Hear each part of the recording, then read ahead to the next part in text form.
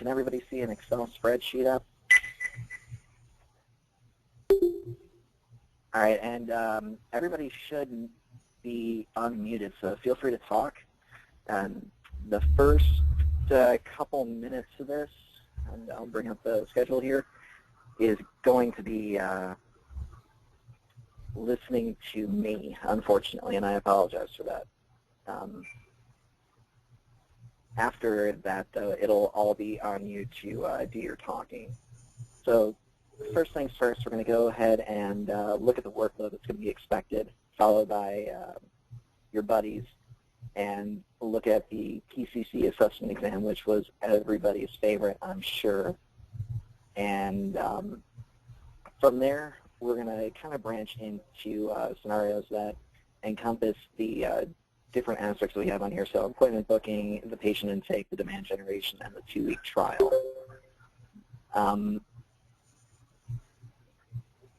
So the workload portion, there's not going to be a whole lot of stuff that I'm really going to be expecting you to do. There's going to be a little bit of homework before each class. Mainly that's going to be reviewing the SOPs that we're going to be talking about for the next session. So the schedule that I sent out, you have the information for each of the SOPs that you should have reviewed prior to coming in here. Did anybody not get a chance to look over any of the SOPs?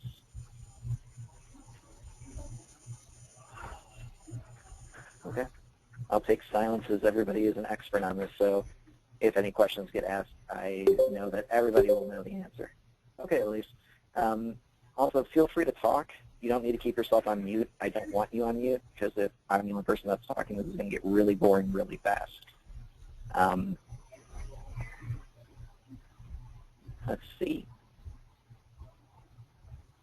So let's talk about the test, because I know that there's been oh, it's okay, Elise. Don't worry about it. What was your impression of the test? Hi, this is Gracie. Can you hear me? I can hear you just fine, Gracie. How you doing today? I'm doing real good, thank you.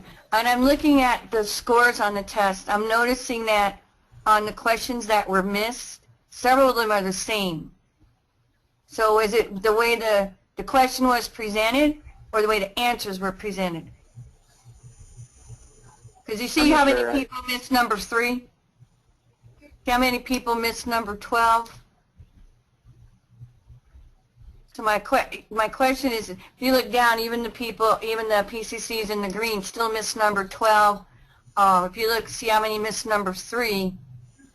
Is it the way the question was asked, or was it the answers? And I see where you have the commonly missed questions on the right there. So was that because I know on some of the ones that I noticed that there was either 1 or 2 correct answers, possibly not all of them. And even if you compared the question to the SOP, whether it was us taking the test or another PCC taking the test, I think there was confusion on some of those questions. No, and that's understandable. The first thing that I want to make sure that I throw out here, and please listen to what I have to say next. The test did not matter, period. The purpose of this test was kind of just to give you an idea on where you're sitting at. These scores aren't going to be counted. They aren't going to get factored into anything. If you didn't get the 85%, it doesn't make a difference. So just so that's out there, this did not matter. This is just to kind of give me a gauge on where I can start trying to do assessments, because unfortunately, y'all are my guinea pigs. I haven't had a chance to do this with anybody yet, so there are some questions like number 3, number 6, 7, 12, 28, 35, 36, and 48. 48, like everybody missed 48. Yeah, 48 was an interesting one. That was the question about who is responsible for making sure that all of them are closed, which the answer to that one would have been the PCC. Now, yes, the HCP is responsible for entering in the outcome notes, but at end, the very, very end, it is responsible for the PCC to be responsible for making sure that appointment is closed out and the HCP has entered in the outcome notes per SOP. See, I took that as being a dual answer, you know, that it was up to both of us instead of. So a lot of the answers that went on that one was a shared responsibility. Right. I can see how that can be interpreted. However, according to the SOP, it is the responsibility of the PCC and solely the PCC to make sure that the HCP has entered in the outcome notes and the appointment is closed out properly. In cycle, and I might be wrong, I'm not sure everybody's on cycle, but once you enter the outcome notes, that does close out the appointment. Correct. So that would be the HCP entering the outcome notes, not the PCC. But it's the responsibility of the PCC to make sure the outcome notes were entered. Oh, I got you. Yeah. So like Okay, I said, I get you.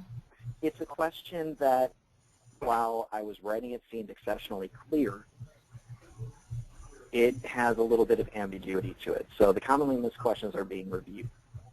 So let's see, number 12 was the one about the finance question. So when the money has to be deposited. I'm trying to remember exactly what it is. I'm sorry. I think 500, 500, same day, the next day, and something else. That one. So while $500 is correct, and it could be in the wording, the answer I was looking for was by 1 p.m. the following business day. Now, I think I used when instead of what, or I used what instead of when, which is probably an issue on my end. Like I said, all these questions are going to be reviewed.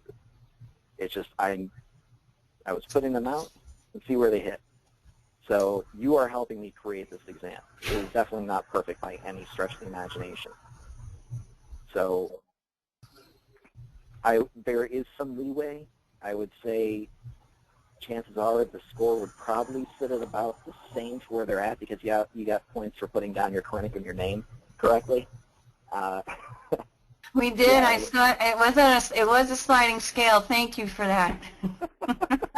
you got full bonus points, so it's okay.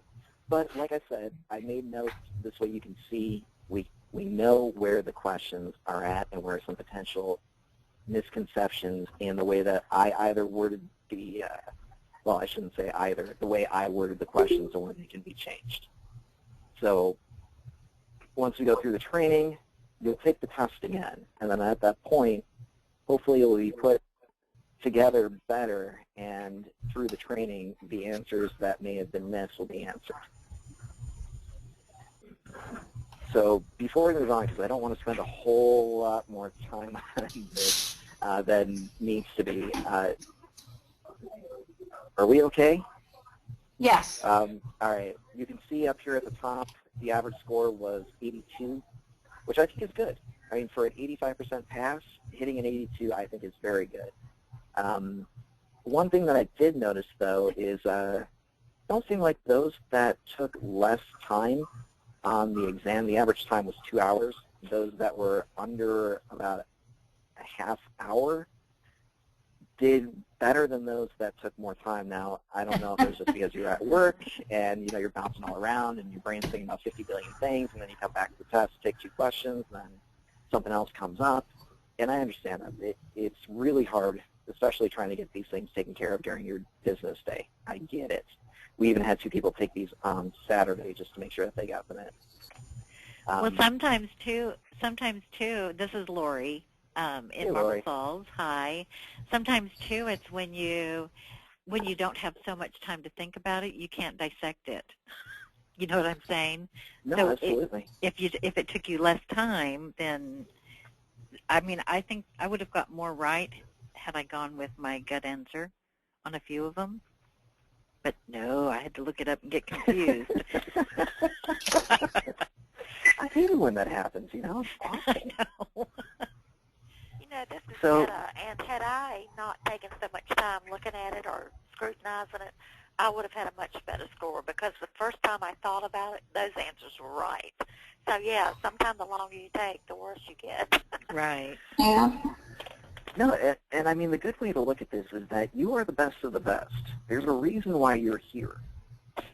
I mean, don't let an exam score, at least the first one, that this is the first time that it's gone out, try and dictate on how well or how poorly you think you're going to do. All of you are going to do perfect. I have absolutely no question about that whatsoever. Well, thank you. No problem. And we're going to keep tracking this. That way you know these scores go away. these don't matter. This is just to kind of assess you and give you an idea on where you're at. And you also got a copy of all the questions that were out there. So you can go back, look through the SOPs like I kind of suggested you do already. Just go back, take a look, confirm what you did know, which sounds like that happened already and you just ended up overthinking the question. And, yeah, be confident in yourselves. Y'all are doing fantastic. The big thing that I want to focus on today are the scenarios that I sent out last week.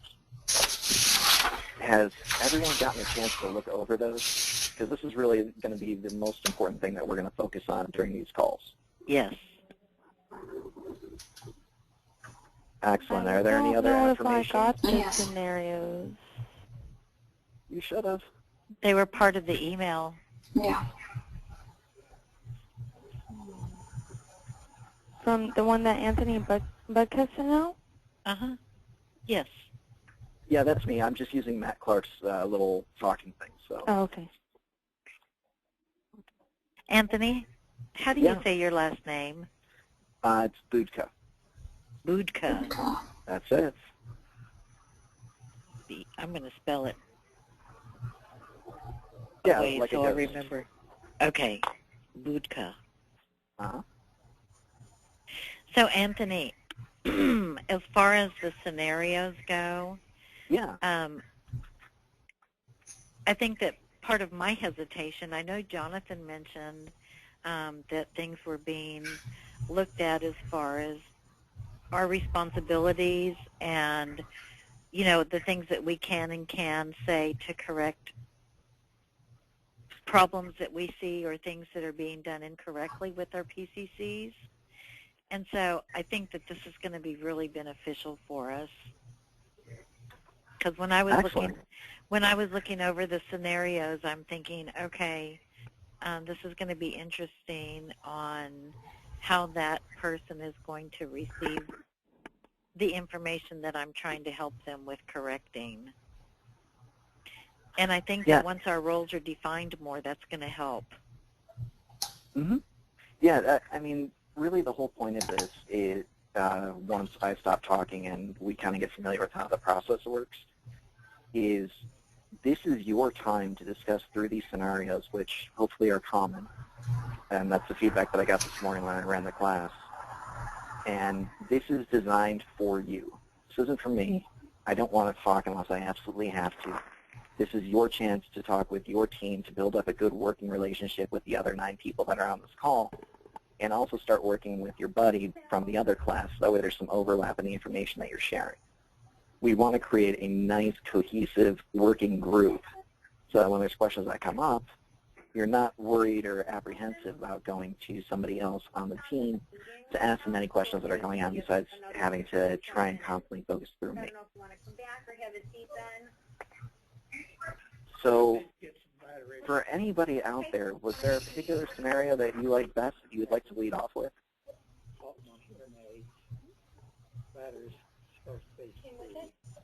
Who'd you say?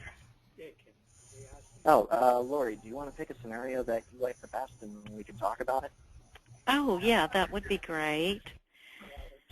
I think the first one, I thought that was very interesting because that seems to happen a lot where there are incorrect appointment types. And I've noticed that when you go back and look at the SOPs, that it confirms what so I've had this situation come up, and I've told this person that you need to really look at the SOP and try to understand, because it's come up that the 3+ year appointment was being scheduled for new patients who have not purchased from us before. And so, you know, that would be a situation that I would say, tell them what the SOP is, you know, 02.01, look at it, listen to their explanation of why they interpreted it the way they did, and then just go over the results with them. But I think the main thing that I would do in the beginning is just to have them, like, pull up one person in cycle that I've noticed was done incorrectly, and have that PCC just look at it and ask them what is missing or what they think is incorrect, and then go over how we can get it done right by checking the SOPs.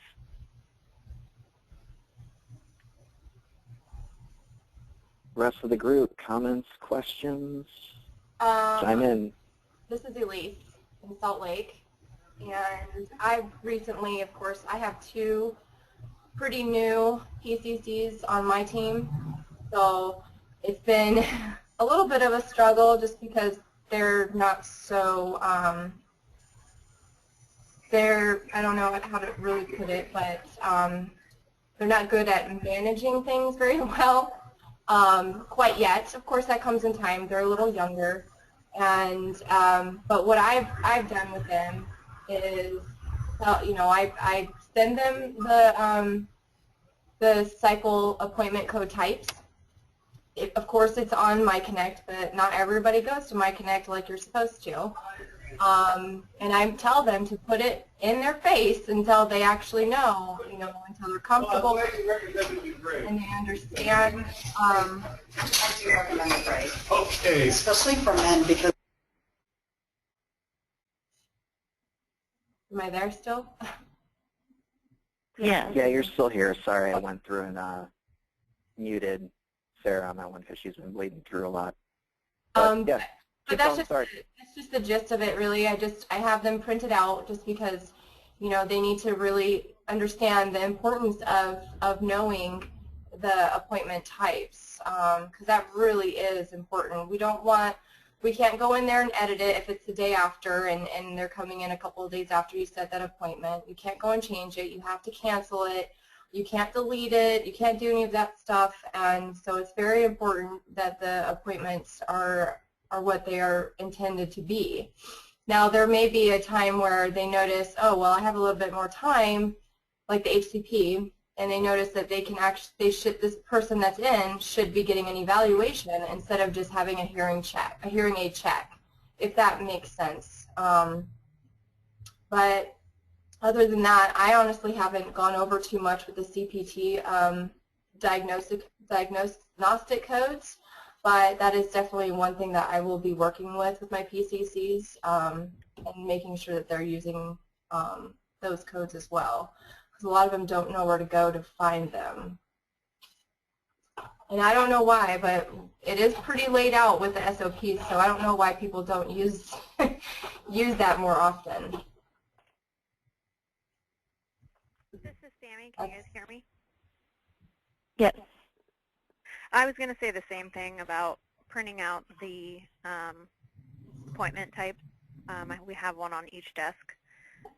Again, it is easy to look at that as you're scheduling an appointment so you don't pick the incorrect one.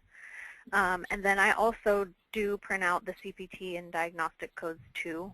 I know that the HCPs are entering those, but it's a good thing to have. It's a good thing to know if you're reviewing and looking and making sure everything is in there correctly. This is Etta, and I agree with her. When I go into a new clinic to train a new PCC, I used to make up a packet, and I will put the different forms they need in there and the different codes and the different appointment types, and I take all that in as I go, and it just seems to make it easier for that new PCC. That's a great idea.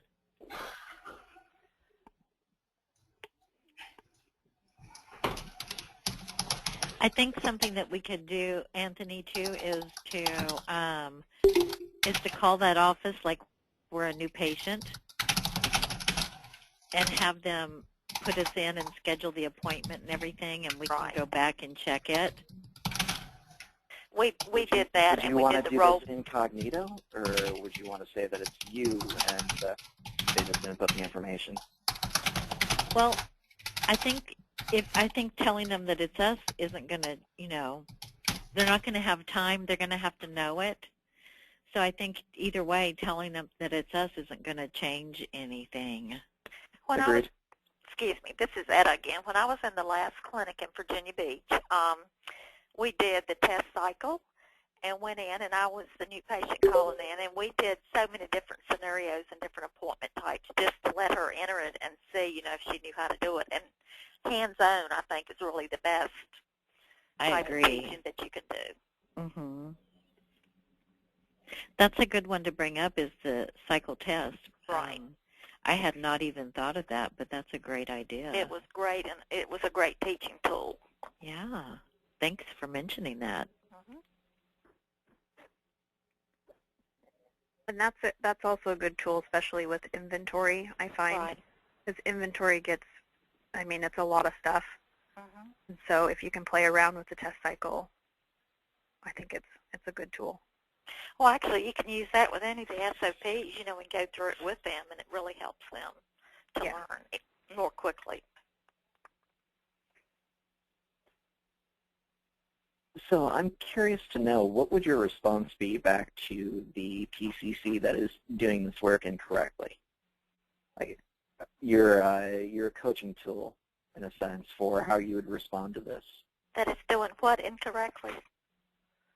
Oh, for scenario one, they're doing their CPT and diagnostic codes wrong and not inputting their insurance information.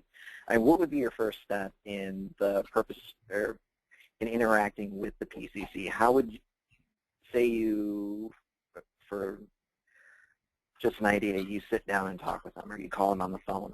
What would that conversation be like? I would have her look up the CPT codes. They're listed there, and I would have her go down and look it up. Like when I was teaching, she said, well, what's the binaural, what's the monaural, what's the difference? And I said, well, binaural's 2, binaural's 1, so go down there and find that BTE behind the ear, whichever you're looking for, and that would be your code, So they have to understand, you have to understand if it's a new patient, a new person, a new PCC, and they haven't, they haven't been working with this hearing industry that long. They're not going to know the terms of the hearing aids, of any of that. So they're going to have to familiarize themselves with all of this in order to really understand what they're doing. No, sure, absolutely. And of course, they can go back to the SOPs, and find it there and read it for themselves. But sometimes that's hard for a new PCC to do when, they're new and patients are coming in and they feel overwhelmed. And the phone's ringing, right. Correct. And it's hard for them to do, but, if they've got a packet there and it's got some of that to sort of like cheat sheets to sort of help to get started until they can really get into it themselves, it just makes it a lot easier. This is Gracie in Palm Coast. It's really important for the PCCs, as far as the CPT codes and the diagnostic codes go, that they also can reach out to their HCPs for assistance in that when it's something, when they're brand new. Because you're right, the PCC is going to already have so much information to gather about just learning product knowledge that the HCP already has a lot of that other knowledge, and the HCP really should have no problem with. They're the ones that are diagnosing the patient and entering it, into the chart notes or into the outcome notes. And the HCP, the PCC needs to feel comfortable going to the HCP for that too, because that's where they're going to get the correct information. Right. Because if through a phone call, we're not going to know what the HCP diagnosed the patient as either. I think one way to approach it too, Anthony, is to just have them go back over and read the SOPs, like for the ones that they're having trouble with, and then tell them that you're going to be checking up with them, if they have any questions, but that you're just going to be checking their records periodically, and that you'll be in touch with them if it's done wrong. And also, they need to know the importance of the SOPs and, the RPOE and what our policies are at Connect Hearing, and why it's important to have the correct appointment types for marketing purposes. So, and also for insurance purposes, so that we can, collect payments properly. Because if the codes are not in there right, then it's going to be very difficult for the insurance to be processed correctly. I guess I can kind of answer this scenario a little bit too. since I do have newer PCCs, I don't know if any of you other senior PCCs do or not, but I do monitor their daily scheduling. And so I will go in there usually at the end of the day, and I'll just have a little conversation with them and just let them know the steps that they can take for future scheduling. And they each have the appointment codes printed out, like I said earlier too, so that they can get more familiar with it. Now I've gone in too, and I've moved some things around for them too, because it's easier for me to do that for them so they can see it hands-on rather than me really explain it to them, especially if I'm not physically there with them. So I'll go in and, like something I had to do with the new DSBs. I went in and I moved some things around to make it look more presentable and the way it was supposed to be, and it really helped her, and she was very appreciative of pointing all that out so that she can, you know, make sure she's doing that in the future and not having just appointments all over the place and just making it look messy, because that's what the whole purpose of it is. Right, the dedicated schedule blocking. Yeah, so the big thing I really try to have with my PCCs is basically bullet points and kind of like a go-to list of, okay, this is my steps I have to take. And when it comes to insurance, you know, they do know that it's easier to put it in Cycle first and then go to Oracle and put it in Oracle. So then if they're not doing it that way, then I will just go over the steps with them again, and then I'll make sure that, you know, they're referring to their SOPs, because it is something that they need to learn on their own. And you know, because we're all not going to be there to babysit them every day. Right. We do have our own duties as well, but we are definitely always available for any questions and help. And it is easier once, you know, you do talk to somebody that does have more background in it, because it will be a little bit easier for them to explain. So basically, my process I would go for is just telling them to refer back to their cycle codes, that they do a research before they actually do that appointment. And what I tell them is to ask a lot of questions so that it will help them determine the best appointment type for them. That's it.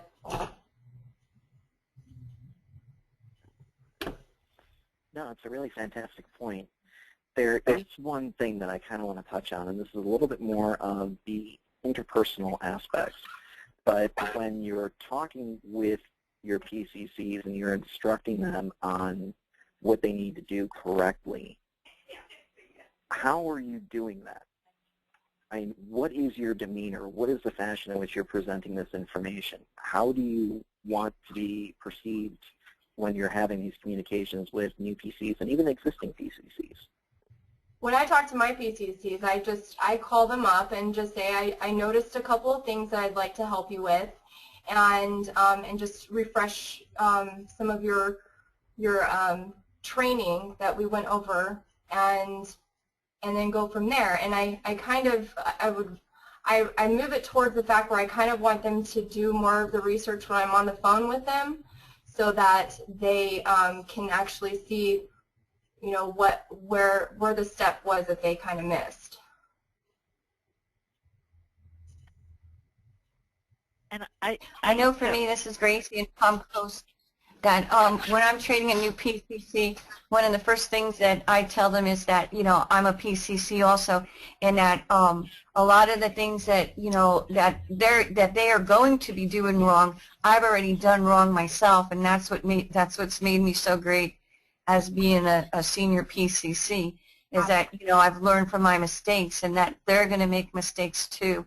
And of course, the busier the clinic is, the quicker that PCC is going to learn. But the slower that clinic is, and that PCC is going to be a little bit slower to learn, just because, you know, you don't do everything every day in the slower clinics. It's not like the busier clinics where somebody's doing, you know, everything the same day. a loss and damage or whatever. They might do it once every couple months. And of course, those are going to be things they're not going to comprehend. And, you know, and I always tell them now within like the first 90 days, I'm going to be like their go-to person, come to me for anything first. And then after 90 days, I'm going to have like, you know, I'm going to be feeling like you don't need me anymore because you're going to have been able to work a lot of this out, but then I'm still there for them. Yep.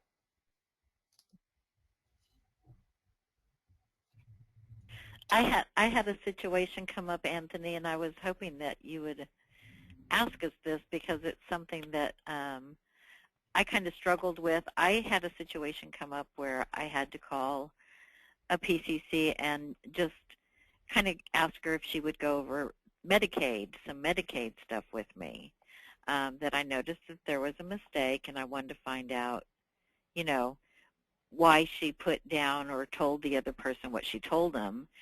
And I said, I'm just calling so we can get this straightened out because we don't do Medicaid, absolutely nothing with Medicaid. And she got defensive, and I told her, I said, I'm not calling you out. We're a team, and I'm trying to help understand why you did what you did so we can correct it. I've made mistakes, and I know that you're going to make mistakes. We all make mistakes.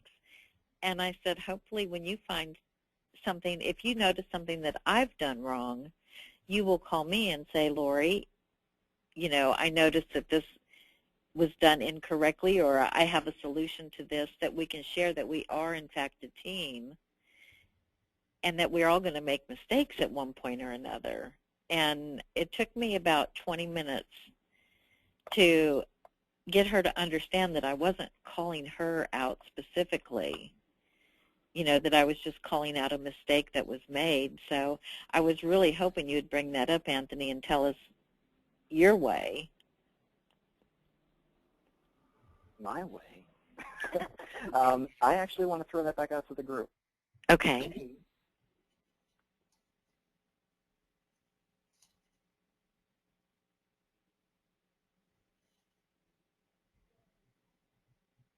Don't everyone speak at once now. I think the way you handled it is a good way, especially if you have somebody who's easily defensive like that and maybe a little bit hard on themselves if they do something wrong. So I think that, that was a good approach in saying that we're all a team and I'm not calling you out and we just need to make sure we do this right. And maybe I would just, if I were to call a PCC, I would say, I'm just looking through your schedule or through some things, and some things are missing, and I just want to go over that with you and make sure they get entered in there correctly. Thank you. It's good advice. And that's what I've been trying to do. But like I said earlier, Anthony, I think that, and I don't know how the other regions have all been doing since the announcement of their senior PCCs, but as far as our region goes, and Katie, I don't know if you would agree, but nothing has specifically been said to the other PCCs as far as any responsibility that we have other than answering their questions.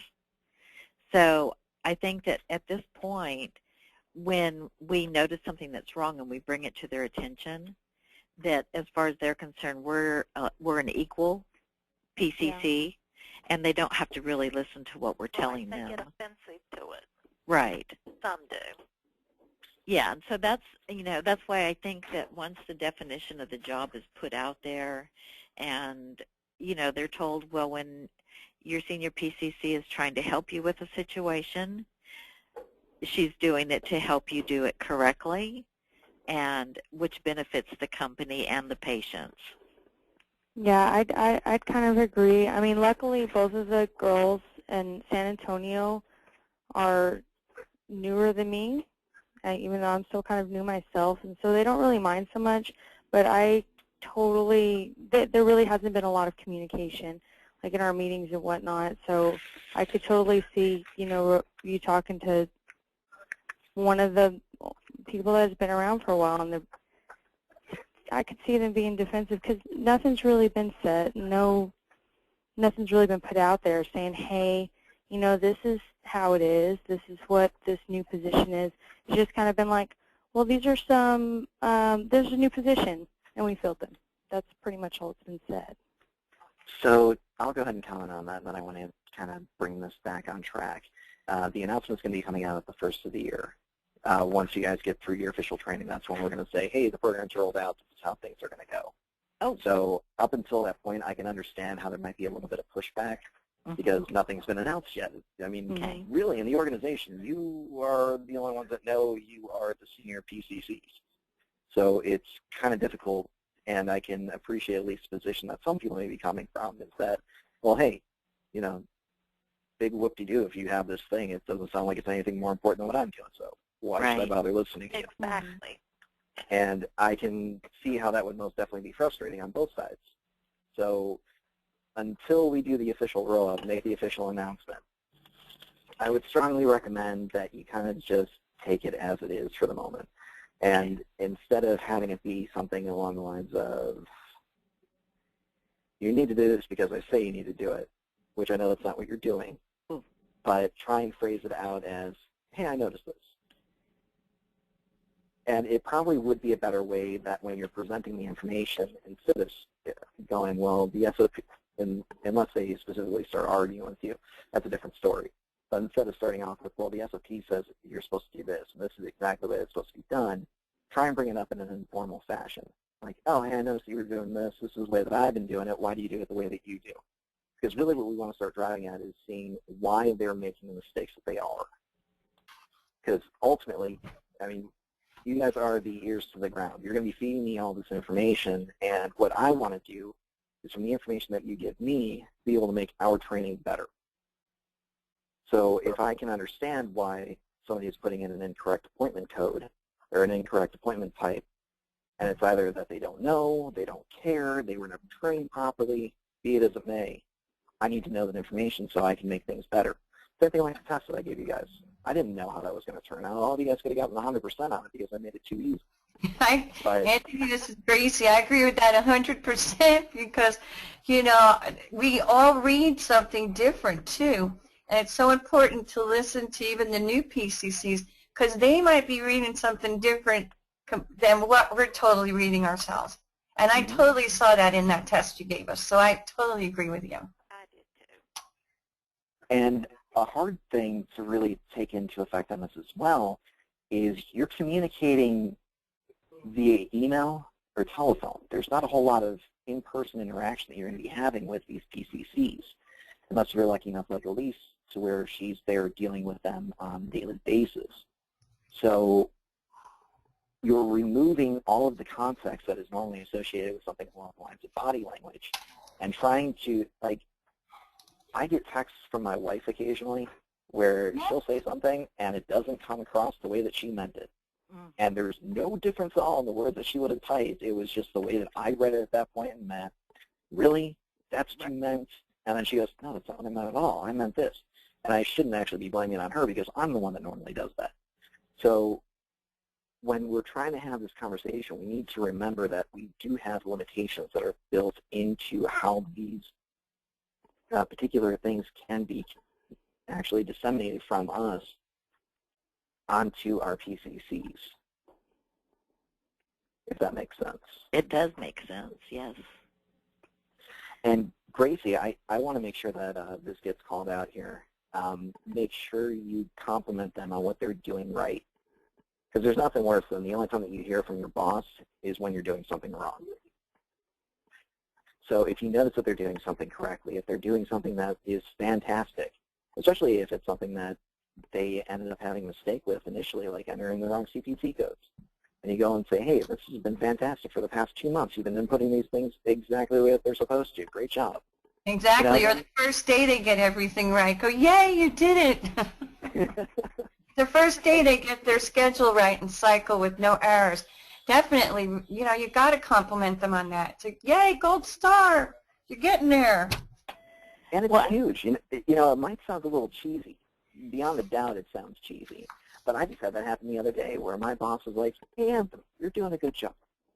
And I was happy for the rest of the day. I was like, man, I'm doing good work, you know? And it's just something that perks you up. It makes you smile. It makes you want to come into work. You know, Yeah.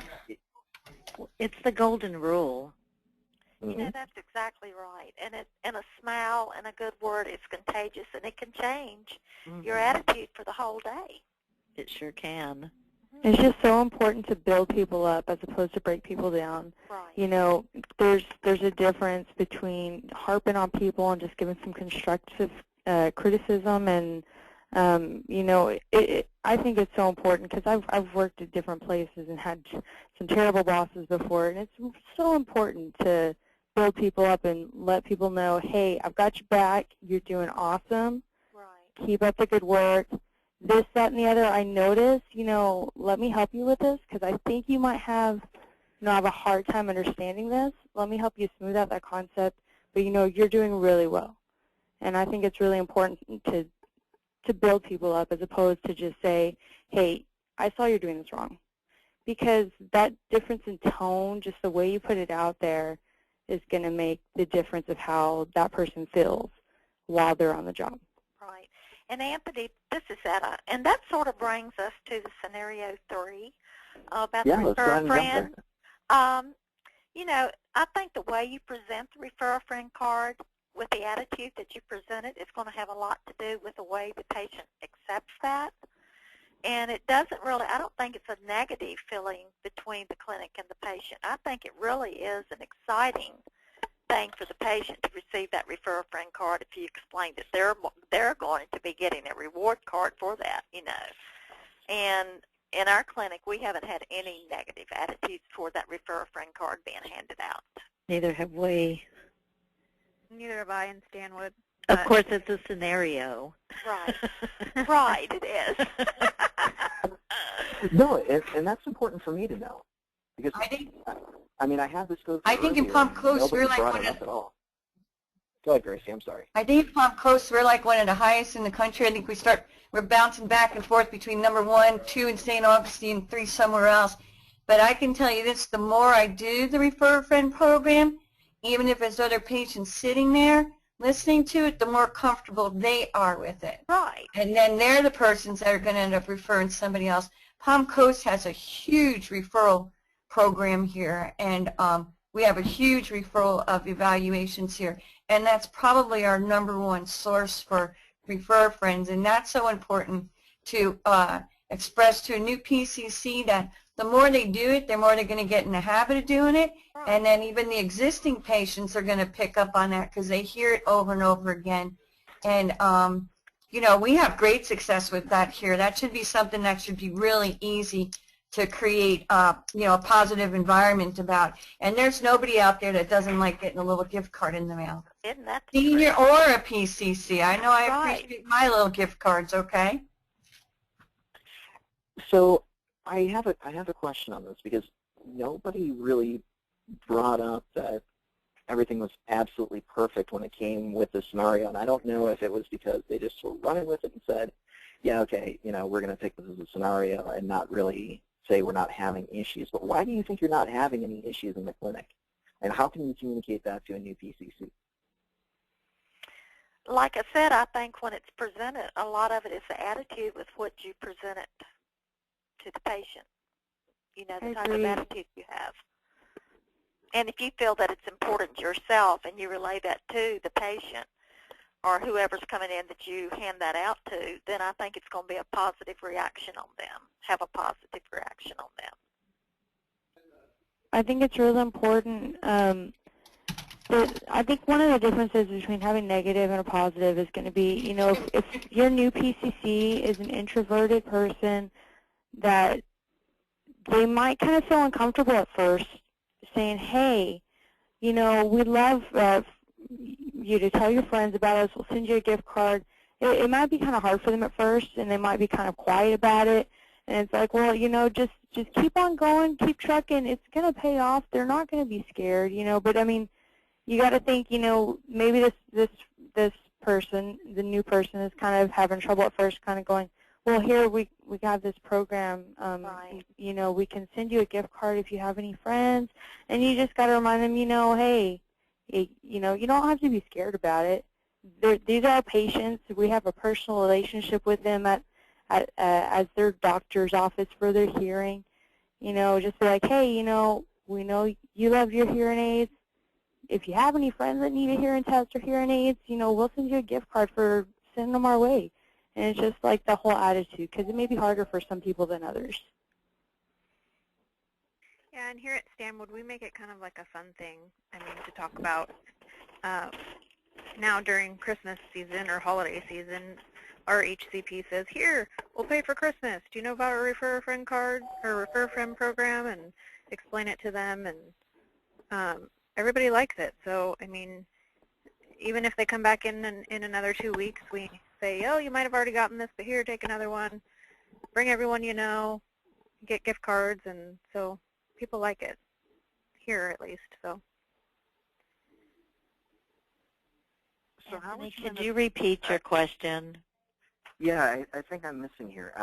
How would you end up training your PCC? Say they're the introvert. How would you help them come out of that shell in order to have them generate the same success that you've seen in your clinics revolving the Refer a Friend program? I think you need to be very encouraging and constant with them. Don't make them think that you forgot about them, you know, because if you just tell them once, hey, you need to be really, you know, just telling them and coaching them. But if you only do that once, especially for an introverted person, that's not going to stick. You're going to have to keep on, you know, hey, how's everything going? How are you doing on your Refer a Friends, this, that, and the other, you know. You keep following up, keep encouraging, and building them up. I think that's real important because, like, naturally I was an introverted kid, and I'm still introverted, but I made myself more outgoing when I was younger in Girl Scouts and all that good stuff. But it's hard. But if you have someone that's keeping on pushing you, but positively empowering you, building you up, and complimenting you, it's going to be easier. And if you've got that person you know is kind of watching you, you're going to more likely not slack on it. You're going to keep on trying harder. A couple suggestions I would say, Anthony, is for them to suggest to them, well, listen to what your HCP says when they're presenting it, because my HCP presents every appointment that comes in at the end of the appointment. She's like, oh, by the way, and she tells them. And so if it's a new person and they have an HCP that's really doing good with that, I would have them listen to it a few times and then maybe even go to their office and have them practice with you a few times, you know, so you can encourage them. And it helps to watch and hear how other people do it. Hey, Anthony, this is Gracie. I think you kind of just did that with us when it came to that PCC assessment exam.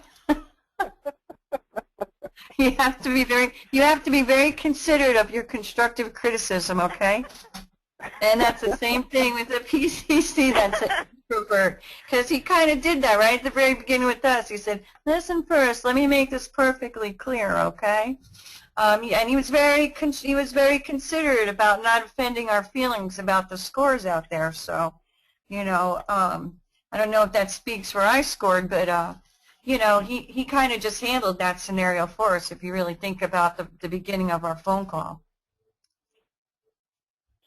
Well, thanks. You know, I try and be a role model here and there. You know, I mean, those are fantastic answers, and that's really what I'm trying to drive towards when we're doing this, is making sure that our focus is, and these are your new patients, for lack of a better term. These are your new clients. These are the people that you're going to be developing relationships with and taking care of throughout the rest of their career, most likely.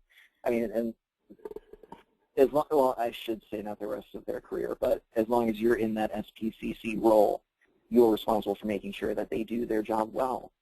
And it's hard to do a job successfully when you're not being built successfully. And the best way, instead of looking at it like you're their new boss, is that you're their mentor. Right. They should feel absolutely comfortable to you when there are any questions that they have. They shouldn't be scared. They shouldn't be nervous. And the only way that you can build up that relationship is by doing it. Like right now, all of us, this is the first time that we've ever met, and we're trying to put together a good working relationship between 12 of us at the moment to say, well, this is how we need to try and make this class work so everybody gets the most out of it. And, you know, I can only do so much on my own. There has to be involvement from you, just as much as when you're in the situation that you're in, you still need involvement from the PCC to really try and put things together. So I know one thing that helped me, Anthony, too, is when I looked at it and I was like, free, $15. And when I was looking at the scenario, I'm like, who doesn't want something for free? You know, and I was getting excited about it. And so if you're excited when you're training your PCC, then they're going to be excited. It's like, excuse my language, but hell yeah, free exam and $15 gift card. I mean, that's something to get excited in this day and age because nothing is free. And then a $50 gift card if they buy. That's right. I mean, it's great. So if you get excited about it while you're training your PCCs, I really think they'll get excited about it. It's so much. Someone had said earlier about your attitude. Your attitude is everything in every part of your life. So if we have a positive, good attitude, it should reflect onto those that we're training and those that we're helping. I agree. Smiles are contagious. Yes, they are. And so is negativity. If you negativity will bring people down. We don't want any of that. That's correct. And I found, Anthony, this is Etta, that I look at my schedule, well, each one of my PCC schedule every day and go through it. I go once in the morning, once in the afternoon, and I call in to them at least once a week, and I tell them to make a checklist of anything that they really do not understand clearly so that when I call in to them on Friday, we can go over anything that they do not understand, and that helps them a lot as well. I think that's a fantastic idea to implement. Anthony, are you going to put together a packet or a list of, like, the cheat sheet thing? Why would I do something like that? That would just make your life easier.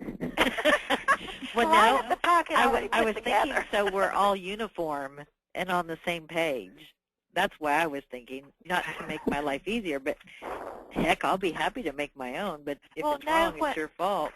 This is Etta. When Margaret and I were the PCCs, we two traveled and trained together, the PCCs in Virginia area. And we put together a packet on our own of everything that we thought the new PCC would need. So when we go to train, we take that packet with us.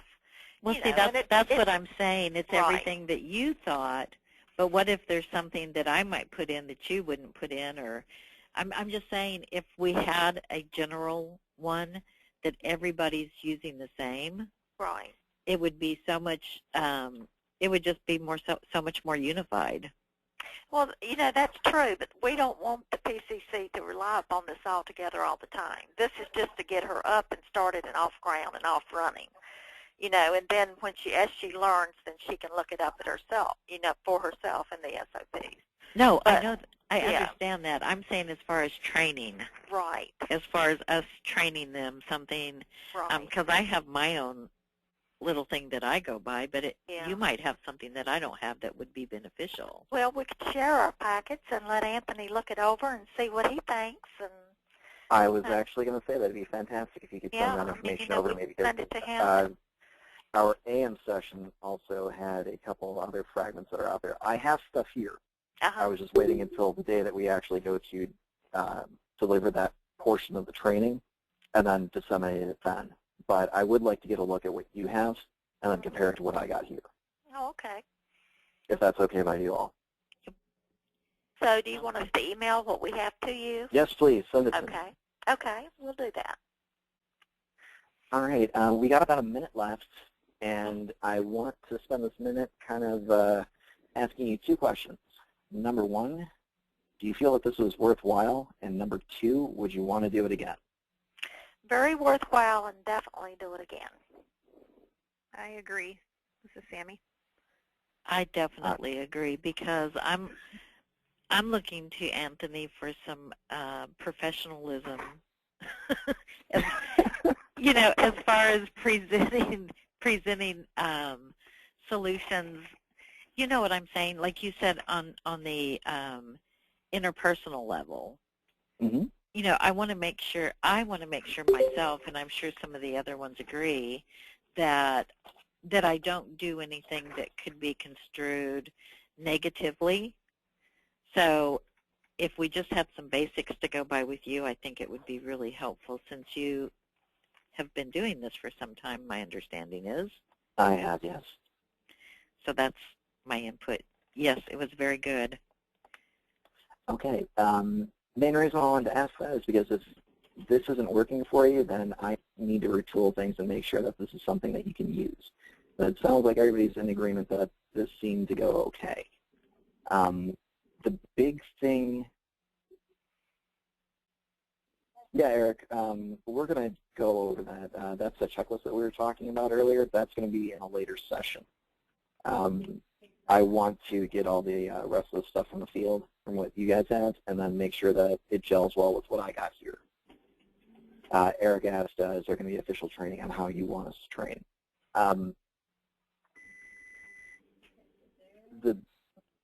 There is a checklist on MyConnect. Thank you, Elise. The big thing that I want to take from here, and I want you all to take this to heart, is that these sessions are only as good as you make them. And today went really well. I don't like talking during these because it doesn't do me any good to just give you information and you to take it to heart. You need to come to it on your own. You need to work with your fellow PCC or SPCCs and work through different areas that you have had and experiences that you've had in order to make that work better. I find it's a lot better learning-wise to have a self-discovery aspect as opposed to me just telling you what to do. So I know it might be a little bit of a change, but I hopefully think it'll be a good change. Next week, schedule-wise, might be a little weird. I'm traveling. I don't know yet how that's going to shake out, so we may end up getting pushed back until the week before Christmas, or the week of Christmas, that Monday before. I'm not entirely sure yet, but I will have an email out to you as soon as I know.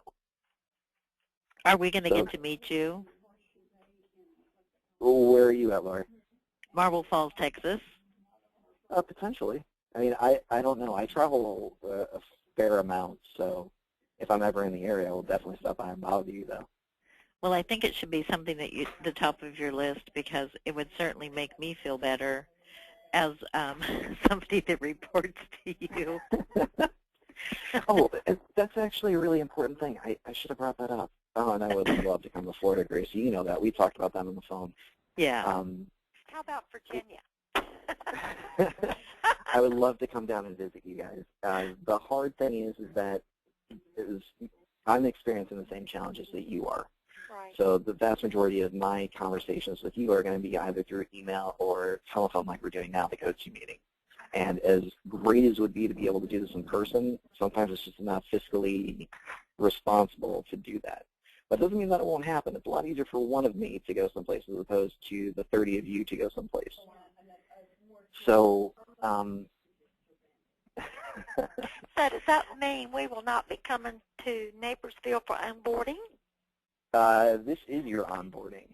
So we will not be traveling to Napersville. You will not be coming to Chicago in winter, so you can count your lucky stars on that one.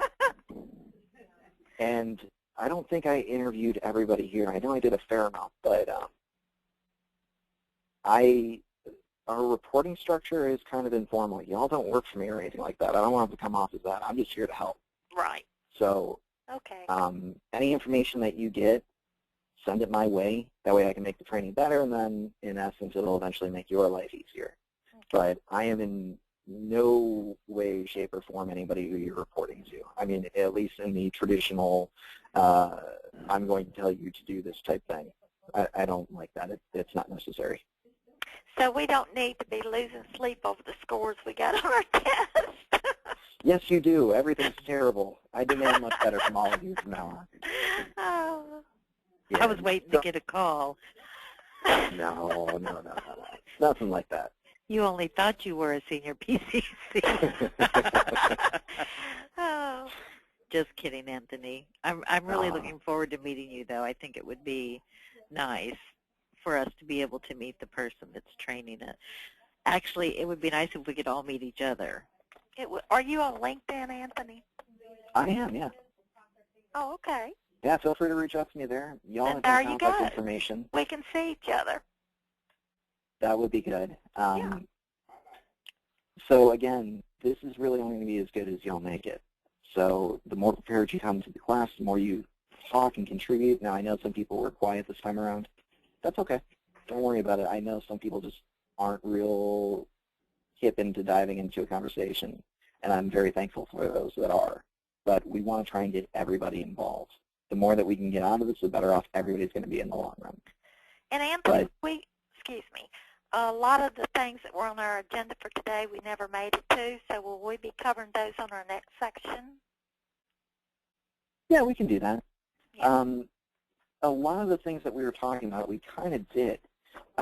We talked about demand generation with the refer a friend. Right. What else did we have on here? We didn't talk about the 2-week trial, but we talked about how our PCC should actually be presenting themselves. Right. So making sure that they have a positive attitude, that they actually believe in why they're doing it. The patient intake and uptake, appointment outcomes, we can talk about that one again. Yeah, that was really the only two we didn't cover. So, yeah, we can talk about that next time. Okay. I don't see any reason why not. Okay. But again, all the information that, like the schedule sheets that I'm sending out, y'all should know how to do this. I mean, It's not like I'm going to be teaching anything new. All we're talking about is coming up with different ways on how to present that to the PCC and work through different experiences that we've had actually teaching it, how well it worked and how well it did. Okay. Because the bad ones are just as good as the good ones. Right. And I wasn't in on the very first part of the call. Did you discuss buddies? What about the buddies? Did you discuss that at the beginning of the call? No. Oh, yeah, reach out to your buddies, say hi. You can reach out to anybody else on that list from the class, from the AM one. Try and work as much together as you can. So Sammy, she ended up working with her buddy to take the exam, which was pretty neat. Oh, I didn't know we could do that. Yeah. Which I think there's rules here. It's you do what is going to make the best experience for you. Okay. Okay. I was going to say I think that we read the question. We took a little bit too much time and thought too much into the questions. I agree. You did fine. It was okay. Yeah, and then I got my score, and I was like, wait, I know more than that. I thought I did. I think we all felt like that. Well, I've kept you 7 minutes longer than 8 minutes now, longer than I should have. Thank you so much for your time. I really appreciated it. I'll be sending out your homework for the next time around within the next day or two, and should be good to go. Thank you, Anthony. Thank you, Anthony. All right. Goodbye, Have a great everyone. one. Bye-bye.